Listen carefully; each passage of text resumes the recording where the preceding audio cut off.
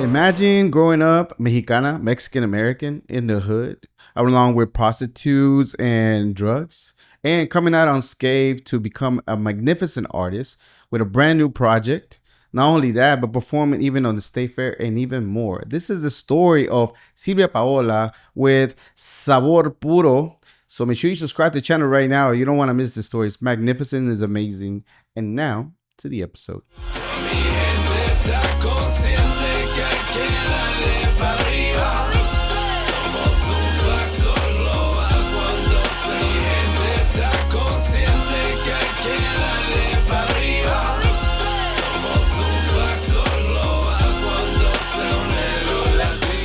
Hola. Hello. Let's change faces. Just kidding. Okay. Gracias por estar aquí. Thank you. It's so long since I haven't seen you. Right, I know. I'm still on cloud cloud nine. I'm still on cloud nine about the whole event. It was freaking magnificent. We'll talk a little bit more about it. Pero antes de eso, make sure you subscribe to the channel porque we're going to be doing a segment that I like to call Preguntas al Chile. Preguntas al Chile. Do you like this? Do you like that? Rapid fire questions. ¿Estás lista? Yeah, yes. Corn tortilla o flour tortillas? Corn tortilla. Tacos al pastor o tacos de suadero? It has to be a really, really crispy pastor, but mainly suadero. Suadero, ok. Torta favorita? Milanesa. Milanesa. Gorditas o tlacoyos? Gorditas. Gorditas. Estamos happy with that. Jarritos, ¿de qué sabor? De tamarindo, de guayaba, y de piña. Oh, I got many of them. One for each dish. You know, I have different taste buds, so like Yeah. sometimes se me antoja una guayaba, en veces se me antoja un tamarindo. And then, you know, the dishes, you have to pair it with the right drink. Did You get the know whole box? how we do. Did you get the box that has the many of them? No. I have to stay away from the sodas. That's only on special occasions. Special occasion. Special occasion only. Agua de horchata, jamaica or tamarindo? Horchata, every time. Horchata. Salsa verde or salsa roja? A little bit of both, but only like this. Ti, ti, ti, ti, ti, and then ti, ti, ti, ti, ti of the ¿No other te one. gusta mucho el picoso? Like not too much? I have to try it first. Yeah. Y si no está tan picoso, pues al chile. There you go. Enchiladas or chile rellenos? Chile rellenos. Menudo or pozole? Oh, okay. Menudo para la cruda or like a late night, early morning. And then pozole verde que hace mi esposo. ¿Tu esposo? Yes. Wow. Yeah. That's Chef Bay right there. Bay Yes, RD. he is. Valentina, Tabasco, or Cholula hot sauce. ¿Cuál de todas? Valentina. Churros or flan? Flan. I think the answer is obvious to this one. I'm just going to ask just in case. People might not know because, you Okay. could be like this genre or do this genre, but you might like to enjoy to listen in your car this genre. So very possible. Cumbia, salsa, merengue, bachata to dance, celebrate. Let's say you sold out an event like Saturday at the car bar. I would say cumbia because that really is what runs through my veins and what makes me identify with my culture and feel at home. Claro, cumbia. I was going to say, it could have been either one. When you hear the word Latino or Latina, what is the very first thing that comes to mind to you? My parents. Your parents? Yeah. Okay. Tell me what area your parents from. They're here or they're from Mexico? Yeah, so they immigrated here in the 80s. 80s. And por la amnistía, they were able to get their citizenship, but they came from Durango. Durango. Yeah. Tu platillo favorito de Durango. That people must try this platillo. Los chiles rellenos de los chiles pasados. Pasados. Yes, it has to be chile pasado. What is that exactly? It's basically just a dried poblano pepper. Pero it's like aged poblano pepper. So they kind of rehydrated it, stuffed it, and cook it también igual como like a regular chile? Yeah, like a regular chile. Wow. You do have to rehydrate them. Pero yeah, like the egg batter, the flour, the cheese. Yeah. Everything the same, pero it just has like a smokier, deeper flavor. Never heard of And it. esos chiles basically are famous from Durango. Never heard of it. You know, the trippy thing about Mexicanos in general is like, we think we know about each other, but we really Bro, don't. it's so many different North, south, clusters. middle. Yeah. We Yeah. have different customs. There's an area in Norte, they love polka. Like literally polka type of, it sounds like conjunto or like banda, but it's like polka. Yeah. Like, Yeah. how? I know. And it's like how Texas had that German influence and polka and banda. Yeah, it's all We got a little bit of mixed in everything. together. Claro que sí. When you, do you consider yourself Latina? Do you consider Mexicana, Mexican American, Chicana, human being experiencing this amazing thing we have going on here? Bro, I mean, that's definitely a question that I've asked myself from a very young age, especially growing up in Dallas, especially in different parts, there are como clicky aspects to high school and middle school. And there were moments in my life where I wanted to be white and I wanted to belong with the white community because they were the popular kids and that's what you see on TV. And I realized how important representation is because when you start seeing yourself in places that you normally don't see people of your color or sound like the people at home, because I'm embarrassed to say this, but I used to be embarrassed to speak Spanish in front of my white friends because it was just like, oh, nobody else is doing this. I'm the only one. Okay, ma, sí, aquí estoy. No, véngase para acá al lado. No. And then run to the car because I'm like embarrassed.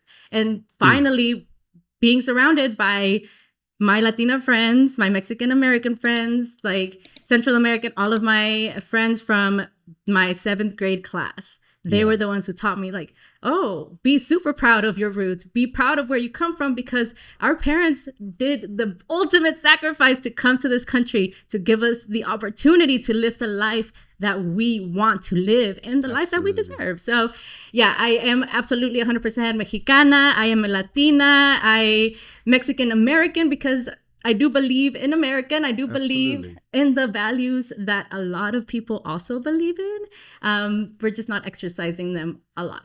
Absolutely. Yeah. So I know that you say you started hanging around him and all of a sudden now it's kind of like, you know, you saw him talking, representing. Or was there a moment where you said like, okay, I have to be more proud than ever? And was there a little bit of a sense of shame and then how you overcame that, realizing that you had done that? Oh my gosh. Yeah. Actually, like I just thought about this. This was the turning point. Selena. And the reason why Selena is one of my favorite artists and who I identify so much with is because in 7th grade, I did Baila esta Cumbia for a little talent show. Wow. And people were like, oh my gosh, that's Selena. And the way all of my classmates in that auditorium got on their feet and were dancing to Baila esta Cumbia, which I thought nobody else would want to dance to because I would be dancing to it in my living room for my family. You know, like they're Ponte a bailar, Paola, Paola, you know. And so it's like actually seeing my peers enjoy Selena and me interpreting Selena and doing all the little dance moves and singing along and being called Selena myself in 7th grade. That's definitely cemented my pride in my culture, in my roots, and in my voice and how I can use it. Yeah. And again, was there a little bit of a sense of shame for a little bit because you were not so much? Because I felt the same way you did. Like for a long time, I didn't know what was happening. I got here when I was 11, straight from Mexico. Yeah, illegal as could be. I'm good now. Like I said all the time, they come at me because I got a mouthful on me too as well. So por favor, being a veteran, I got a lot to say. So, pero también me sentía igual. Like I felt the same way. Like I didn't want to speak Spanish in front of people. I didn't want to feel so proud. And then when I get to the military, a bunch of my buddies were all the same. We were all the same. And like literally I have a picture of myself in combat with my Mexican flag, with my Latino homies. Yes. Represented. And nobody anywhere around is telling us put that away, because we literally are risking our lives to be over there. Literally. For the American dream. Literally. So that's when I kind of sort of started embracing more of I think we're talking about like 19, 20 years old. For you, it's a little bit younger, right? Yeah. So was there a little bit of a shame and eventually like, you know what? Let me overcome this. I have to be more proud because you can see all the beautiful things that people are seeing, dancing, Selena. Yeah. That? I mean, I think once I embraced it, okay, so I don't know if you're familiar with the education system and how they put kids in groups based on their academic level. And so there's A, B, and C. And so sometimes your A is your lowest level kids, and then your C is your highest level kids, like testing wise. Yeah. So 6th grade, I was put in the C class, which was like the smarties, right? All the white kids. And so, of course, I'm over here, a teenager, not knowing what the fuck is going on. Okay, let me have a little white boyfriend, you know, whatever. Yeah. And then 7th grade being put in the B class and being like, what? I'm smart. I deserve to be in the C class with all of my white friends and they're so smart too. And I'm in tag. Like, what do you mean? And then overcoming that and being like, wait, actually, these people are so dope. And they actually they make me feel like me. They make me feel like I really belong here. And it doesn't feel like I have to be somebody in order to be a part of that group. I didn't feel like I had to act. I was myself the entire time while I was in that B class. And that's when I realized, I was like, oh, this is what it means to belong, to feel represented, to hear the same voices, to hear the same language, to feel the same feelings in Spanish, you know? Yeah.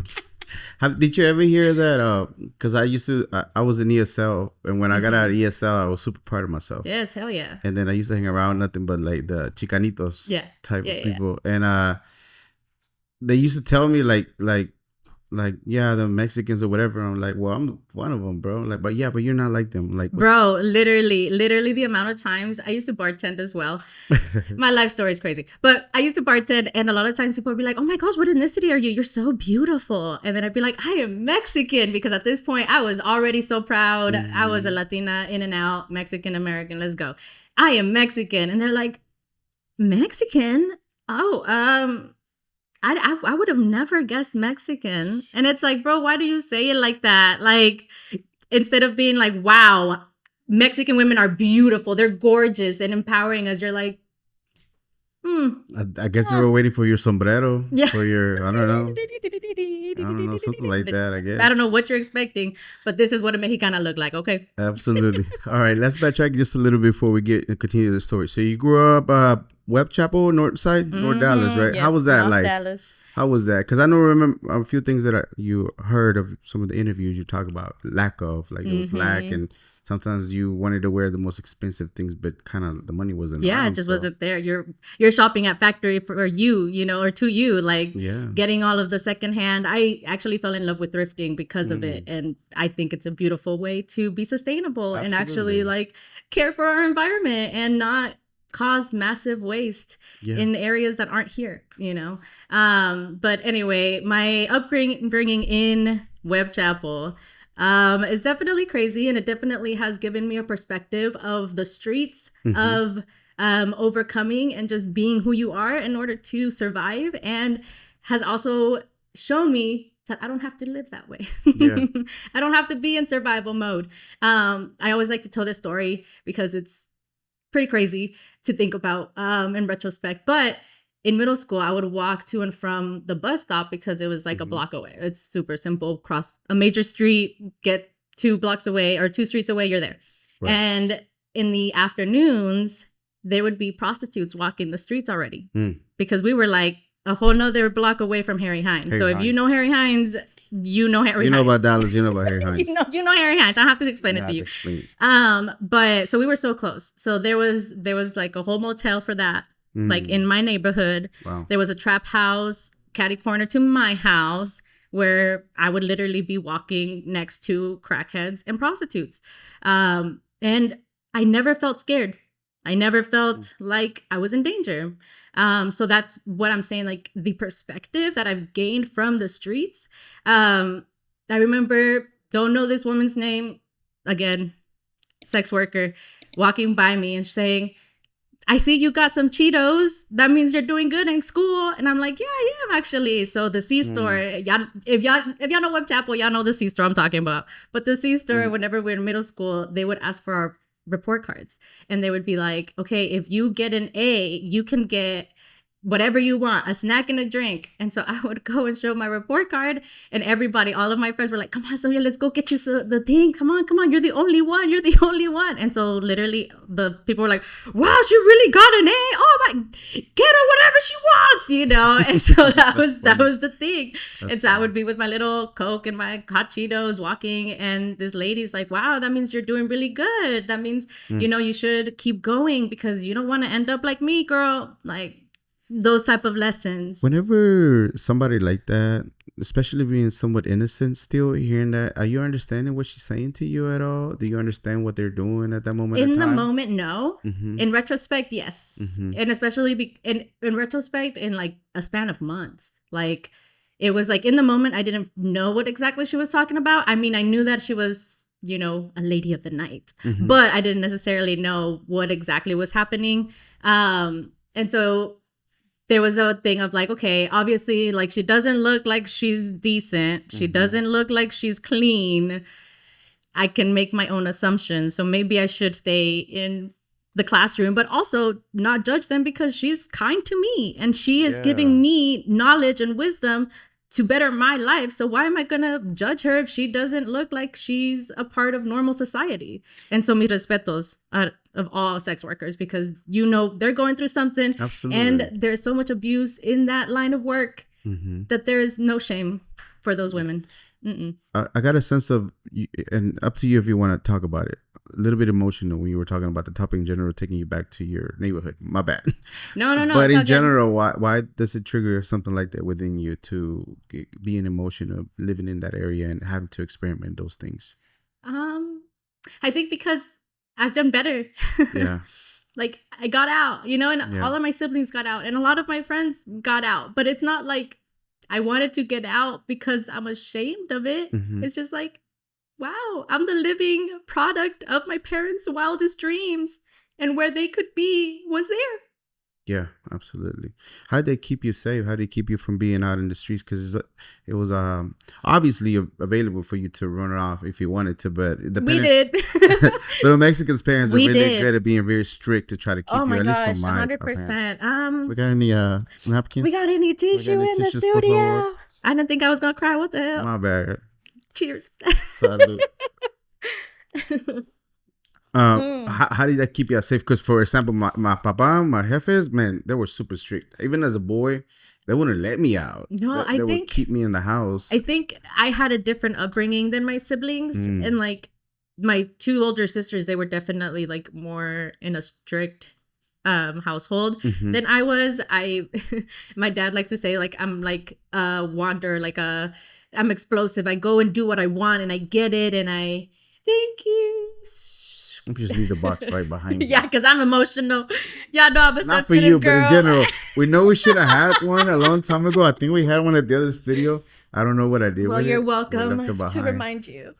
Yeah, gracias. I know. No, but I think that I lived a very different I had a very different upbringing, and I think a lot of Latinos in America will say the same, or even just in general, that the oldest always gets the stricter side of their parents, and then as you go down, it kind of gets a little bit more lenient. Where are you in line? Where are you? I am the third of four. Yeah, I'm the third of four, and so being the middle child, I got to learn a lot from my older sisters. Yeah. Like my oldest sister, she's 9 years older than I am, and then 7 years older than I am is the middle, and then me and my brother are 3 years apart. So we definitely had a very different upbringing than my sisters.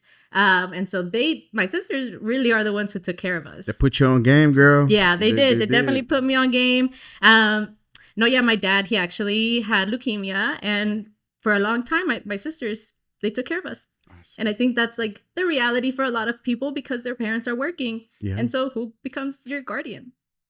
Older parents. I was the oldest. Yeah. So yeah. The older sibling becomes the parent. Yeah. And so I have a lot of love and respect for my older sisters because they put me on a lot of game and they made sure that I stayed in line and stayed focused, and in whatever way they needed to, whether en veces si me regañaban, and sometimes they'd be like, I'll get you some Jack from work or whatever milkshake you want. Just go to sleep.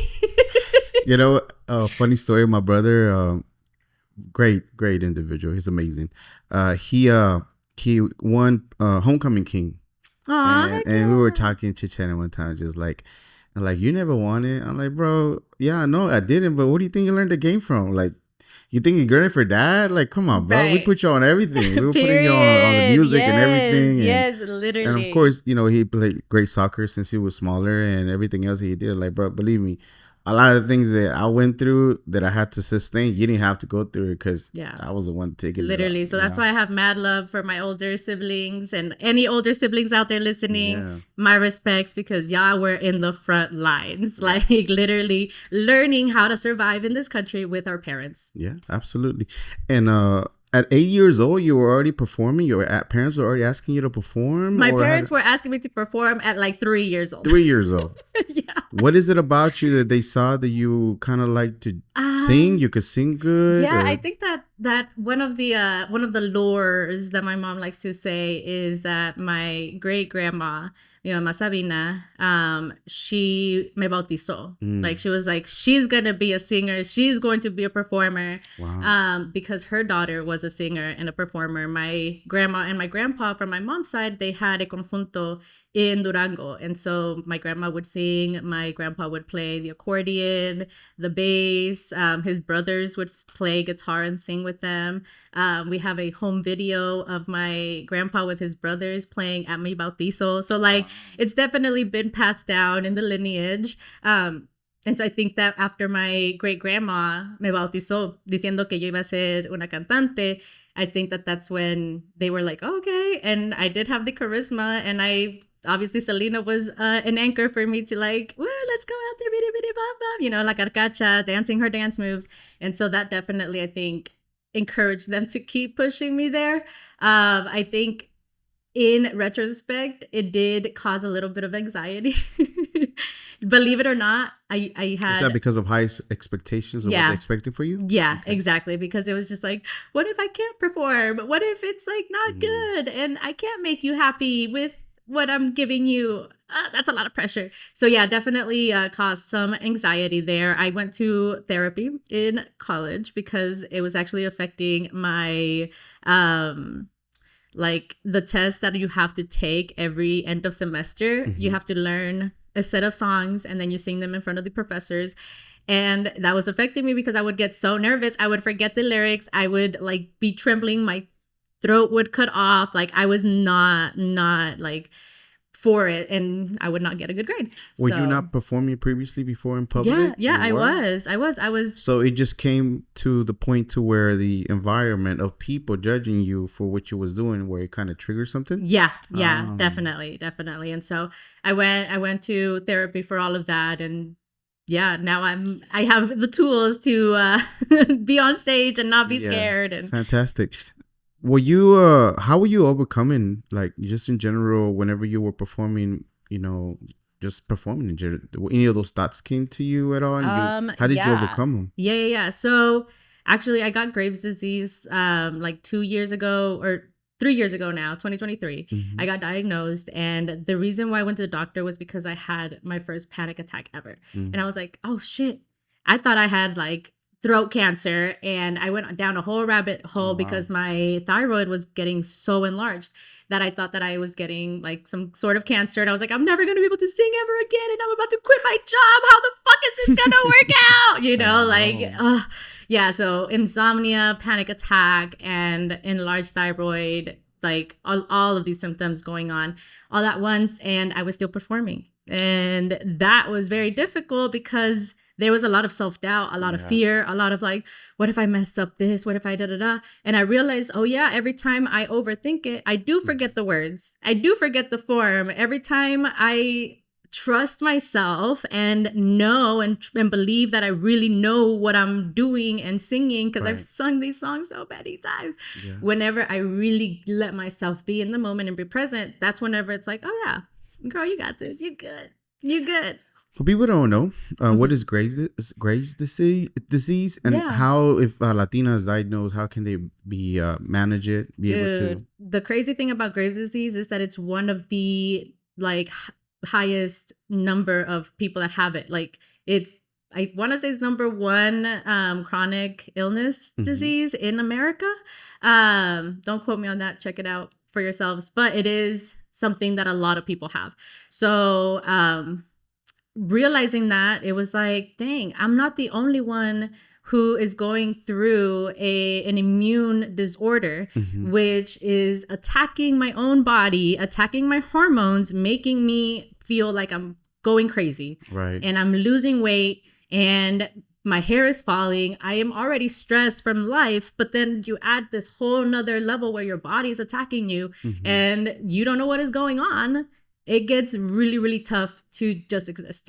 Okay, so how do Yeah. you manage it? How medication? Is there certain things that you have to a strict diet, or for yourself? How was it that you were able to manage and contain it? Yeah. So I think I had Graves' disease well before I got married in 2022, but I just didn't know. And I also wasn't like actively going to the doctor because just insurance and Come on, just man. We Mexicans. We everything. don't go to the doctor. And we're Mexican. Okay, we don't go to the fucking doctor. I'm Freaking fine. doctor. Yeah, the freaking doctor, dude. And so it was just like, okay, knowing that I didn't go to the doctor in time, if I would have gone the moment my hands were starting to shake, maybe we would have caught it before my eyes were bulging out. Oh, wow. Like it got to the point where I waited so long to where just like the brink of the moment, like I couldn't hold on anymore.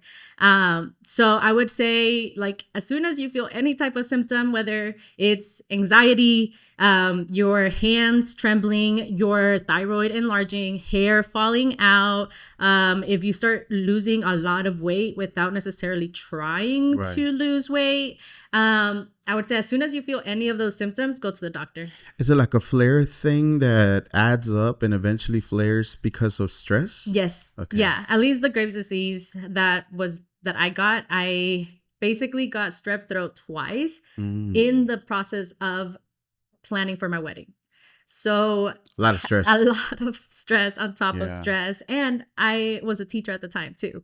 So that's another layer of stress. So it was just like my whole, I couldn't hold it anymore because I was doing way too much. I had the band, I was teaching, I was planning my wedding and not taking care of my body because I wasn't going to the doctor. Of course. And I'm a teacher, so I'm probably not even eating breakfast because I want to get those extra 5 minutes of sleep before going to work. And so, yeah, definitely not taking care of myself. So I think that's something that I would definitely encourage people to do. And it's not a flare up. It's more of a autoimmune disease. Okay, got you. Sorry about that. No, sorry. I didn't say that before. But yeah, it's an autoimmune disorder that can be cured when you balance your white cells and your hormones. And so I do that by taking methimazole. And I take a pill every single day. There were 3 options that they gave me. They could either cut through and take out my thyroid. I would still have to take a pill every day. So I said, no, thank you. I could also go in with iodine, radiation. I'm a singer. No, thank you. No, thank you. So we definitely are going to stick with the pill every single day. But there are chances that I can get off the pill and live a normal life and do whatever, go back to normal if I, like you said, the diet and exercise, and I don't drink anymore, partly for that reason of like, it's not serving me at all and my health deserves better. Like I deserve better. My diet, definitely take a lot of greens in, make my plate colorful, make sure to have those veggies in there, that protein, and then staying active for Absolutely. sure. You look fantastic. Thank I'm you. hoping that you're having no issues at all whatsoever. Congratulations Thank on the you. wedding. I know we're getting ahead. Yay. By the way, FYI, just so y'all won't come at me, I have nothing against doctors. I would highly recommend, if you're to the point to where you need to, don't wait too late and go see one. Yeah, I always 100%. more recommend you living a healthier life with a diet better and things like that. But por favor, vayan al doctor. Yes, if because just if you feel don't like go it. for a stretch of time, you're going to end up having to go every 3 months. Yeah, por tercos. Por tercos, Yeah, como yo, no sean just como go yo, por see. favor. So you go through school, everything, eventually Booker T. I don't know if it's already somebody who told you about it. I don't know if you were already getting more into the performing, that you're like, sabes que, this has a great track record of, again, Erykah Badu. Right. What was the other lady? Nora Jones, Snarky and different Puppy. other, Yep. yeah, a whole bunch of different people. So was that something that you wanted to do? Because I remember you said something along the lines of a teacher actually impacted you profoundly, that you wanted to be an educator in music. Yeah, and so this same teacher is the one who guided me towards Booker T. What was the name of the teacher again? Mr. Fikes. He was our Mr. choir Fikes. director. He's the reason why I wanted to become a middle school choir director, because he was the one who ignited my passion for singing on stage and performing in front of people. What did he do specifically? What did he say? What did he continue to tell you, that you all of a sudden like have this burning desire inside of you that you didn't know you had? All of a sudden, now you just want to do it all the time. I don't think it's anything that he said. I think it's more the culture that he cultivated in the choir room that like, oh, this is what music is about. It's about the connection. And it's still the same thing that I go back to every single time I perform. It's about the connection. And so I think that the connections he made in that classroom were so profound to me that it impacted me to do what I wanted to do. Wow. Yeah. Fantastic. Okay. So, of course, you have to apply. You don't get accepted by Booker T, right? So you have to be referred. You tell your parents, like, hey, quiero seguir con la música. This is like the this next is why my step. dad says I'm explosive, because I will do whatever it takes to make it happen. And so they were like, okay, well, we're gonna have to like pick you up. You're gonna have to take the bus. You're gonna have to ride dart. You're gonna have to do a lot of things because we don't have the time to take you to downtown Dallas. Like, girl, that's a 30-minute drive. And that would be morning and afternoon, plus rehearsals. Whether we're doing a long run production, then I have to be there every day. So they were like, you're going to have to do a lot, and you're going to have to put a lot of time and effort if you want to go to this school. And that didn't discourage you? Absolutely not. I love a challenge. Cuando me dicen que no, I'm like, okay, let me go find another way. Like, it's fine by me. Well, let me do it twice. Yeah, let me go ahead and run it twice for you. Make sure you know that it is possible. Yeah, that is just something. How does it feel for you once you get, I don't know how the whole process goes, but eventually they let you know that you got accepted, right? Yeah, it was definitely nerve-wracking because you do audition for the teachers. You get to like do an interview as to like why you deserve to be there. You write an essay, you do sight reading. It's a whole thing. And so I think I was excited mainly because I had made my teacher proud, and I did not know exactly what I was getting myself into, because it really was like him being like, no, this is like a really great opportunity. And if you want to be a singer, you're a great singer. This is the place to be. And his son, he was going in there for dance, and he was getting a lot of opportunities in the dance world as well. So it was just like, okay, this is the place to be. So let me be there. And then once I was there, my freshman year, it felt like I was a tiny fish in a big fish pond. Like, why did it feel like that? What did you see? So basically, the seniors, they get a showcase every year. I got to do my own showcase, and it was amazing. It was fabulous. Loved it. But as a freshman, you get to witness that, and you get to be a part of it as like an audience member. And you get to hear some really big voices, some really talented people who are ready to go to college. You know, some college ready performers. And so you're this freshman who thought you're big shot because you did Selena at the talent show, and people are singing freaking Madam Butterfly, you know, like, you learn levels. You learn there's levels. You learn that there's levels, and you learn that there is a commitment level that you have to accept if you want to succeed in your craft. Nice. So definitely was intimidated the first year. I entered into the Latin American Ensemble band there. So the cool thing about Booker T is that they really do give you real world experiences in the industry. So the Latin American Ensemble was basically a Latin American ensemble that did salsa. What does that mean specifically, ensemble? I know the Latin American part, but the ensemble part, I don't know. Ensemble is just a group of people, like a band. In this case, it's more of like a professional way of saying band. Like, we're not necessarily a band, we're just an ensemble that we're coming together to make music for this period of time. Got you. So recognizable in different places here, right? Yes, 100%. Like, we or Booker T and the teachers Gongo, Mr. Ellingson, Dr. Dubrain, they definitely made a name for that band in the city because they would do outreach. We would do performances. We did a few performances at different campuses around town. And basically got a lot of opportunities to perform in the Latin world and like really develop our performance way or our personalities on stage. My first year actually was terrible. I did not have a good time at all in Latin American Ensemble as a singer. Tell me about it, por favor. Yes. What are the challenges and what did you learn from it and how did you grow from it? Yeah, so some of the challenges were that I was not as skilled in the reading music. There were moments where we were expected to read a piece of music that was salsa, which is already a super hard genre to learn, especially if you're not really exposed to that music. Like, sure, I'm Latina, but in my household, we were listening to Juan Gabriel, Los Bukis, a shit ton of cumbia every single day. Yeah. Like Marisela, I was not necessarily listening to Oscar de Leon or any other salseros out there. Like that just wasn't a part of the mix in our house.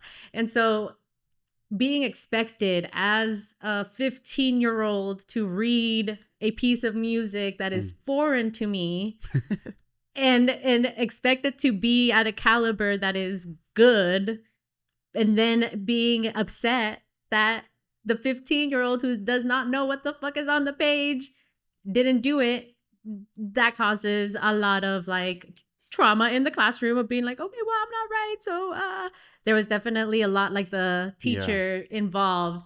There was a lot of like, you can't do it. Okay, then let's just, what can you do? You know, like instead of saying like, oh, well, how can we work at your level? He basically kicked us out of the classroom and put us in a different classroom with just the vocalist of the band.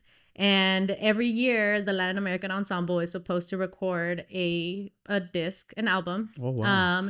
And we were not included that year because we didn't know how to sing the songs or the genre. So yeah, definitely the first year was terrible. They don't train you on it? Are you supposed to come in already know how to read music? I think that was the expectation, just because he had a band that was already like that, because they were at the senior level and we were all like freshmen going into our sophomore year. Yeah. And so I think the expectation was there, but the flexibility or the time to take to like really teach us didn't happen right away. Got you. And so it happened at a later point in the school year, to where Congo, that's why Congo, he's like one of my favorite people in this world. Who's Congo? So Congo is one of our instructors there. He's also the bass player for Havana NRG and one of my mentors through high school and college. Havana Energy sounds familiar. Yes, they're the ones that play at Gloria's. Yeah, so he's he's played bass with them for over 20 years, knows the industry frontwards and backwards, knows the genre. He's from Cuba, and you know that they have their son, and he taught us the son of salsa and how to do it well and how to be a performer. And I owe everything that I know to that man, because if it weren't for the tension in the other classroom with the whole band and the other director, we wouldn't have gotten that like really focused instruction on this genre. So it's like I definitely see the value in what happened, and like I always try to look at the positive, because there's no point in looking at the negative. But the positives that I've taken from that experience, one is how to be a good teacher, how to implement what I disliked from the other teacher, and how to say, oh no, I don't want to be like that. Let me see how did Congo do it, right? Oh yeah, being patient and starting from where that student know, like where do they start? How do they know? What do they know? Do you have to deliver those news to your parents and like, hey, I made all this fuss to get over here, now I'm not part of this band? Did you have to have like a conversation about them, or mejor no le dijiste? No. So the thing is, they kept us in the band, but we were in a separate room. So we were still in the band and we would still do performances, but we weren't in the class, if that makes sense. We were just in a separate class. And so then after that, solitary. Yeah, literally we were like in solitary confinement. No, but it was like the best experience ever, because like I said, we learned the language of salsa and how to do it well. So then the second year I was in it, and then by the third year we were in it, that was our band. Like we knew how to call the shots, we knew how to do the choreography, we knew these songs inside and out, because we could read new pieces of music because we knew how to do it. Now we were given the tools to be successful instead of being expected to already know it. So by the third year, it was a great experience. That's why I'm like, I owe it all to them because they really did mold us into Absolutely. the performers. And Okay, so now you're good. You learned a whole lot more. You grew over those years. Now you're getting to get ready for your senior project. Yeah. Is there what do you have in mind as far as what did you want to do? Did you want to do something that people never seen before? No. Or were you pulling more towards a certain thing that you might have want to perform? Yeah, no, I think so. They give you a classical piece to do. Got you. And then they give you like, you can do the contemporary Latin thing that you wanted to do. And so I chose Perfidia for my Latin. What's Perfidia? It's a bolero. Oh, okay. And then I don't even remember what classical piece I did, but I know I did a classical piece as well. Yeah. And so they have workshops and they have different professors from different universities come out and pretty much just like workshop your singing. Claro. And I actually was just like, whoever comes, it's fine, because I already know exactly where I want to go for school. I already know what my major is going to be. I'm just going to sing for fun. So I didn't really like necessarily take it as like to heart because I already knew I wanted to work with Dr. McClung at UNT because he was the head of the music education program there. And so even though I had found my love for performing through Latin American Ensemble, I also found my love for teaching whenever I got asked to volunteer as a assistant for a summer school program teaching ESL kids STAR questions so that they can pass the STAR. Yeah. So basically, they didn't pass the STAR summer school, kind of coach them how to do the STAR test again, and then they can pass and go to the next grade. So I was tasked to do that with a actual teacher, and I was the assistant. When we get there, the teacher doesn't show up, and guess who has to be the teacher as a junior in high school? You did. I know. And so I was there trying to figure out, like, how am I going to teach English to these kids? You know, like, how am I going to reach these kids? And I started singing Twinkle, Twinkle, Little Star, How I Wonder What You Are. And being like, okay, twinkle, what is twinkle? It's an adjective. Why? Because it describes what the thing is doing. You know, so it's like teaching them grammar through songs, and then I connected the dots and was like, wait, I could be a music teacher. And I was so excited. I wanted to be a music teacher, either a choir director or an elementary music teacher, which eventually I ended up being an elementary music teacher and connected all of the dots. Absolutely. Yeah. You made a lot of friends in Booker T, right? That you still stay with friends currently? Yeah, 100%. And all in the industry, a lot of them? Yes. How does it feel to graduate from Booker T? Oh my gosh. It feels like you're a part of a network of legends. Like, it really does feel like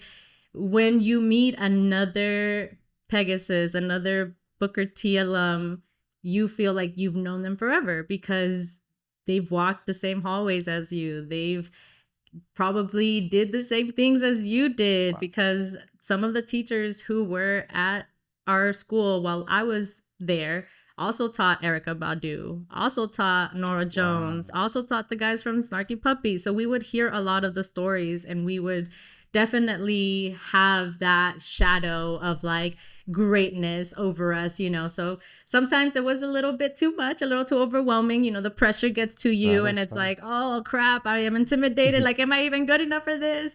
And then sometimes it's like, dang, I am at this badass school where I am getting a college education, because when I went to UNT, I already knew what was up because of Booker T. Nice. Yeah, so it's like a college level arts magnet school that will definitely give you the foundation you need to make it in this industry. So you definitely decided UNT, you get accepted. Why that professor in general? Why did you want to study under him specifically?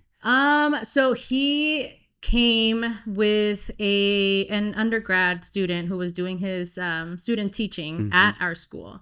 Shout out to Robert T. Gibson. He is now like a choral conductor, and he composes choral pieces for middle school and high school choirs. And he gets commissioned for choirs all around the country at universities and stuff like that. So he is, So that's the type of person that Dr. McClung produces.